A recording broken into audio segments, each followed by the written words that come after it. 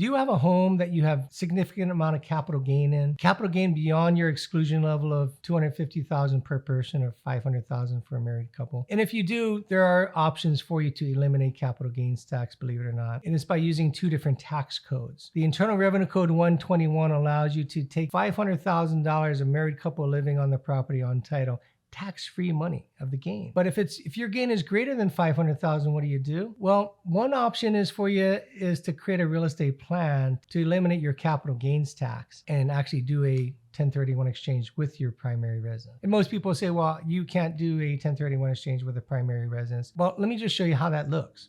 So the IRS says that a primary residence is something you lived 2 out of the last 5 years. So a person comes to us and says they want to sell here. Well, instead of selling here because they've lived in it 2 out of the last 5 years, they could, but they've got more than $500,000 of gain. So what we suggest is instead of selling today, move out for 2 more years and then you sell it. And so now you have these 3 years that are still primary residence. You get your $500,000 capital gains tax exemption. The other 2, you buy an investment property, you rent out your home, and then you prove to the IRS that's an investment property for 2 years. You pay income tax on that rent.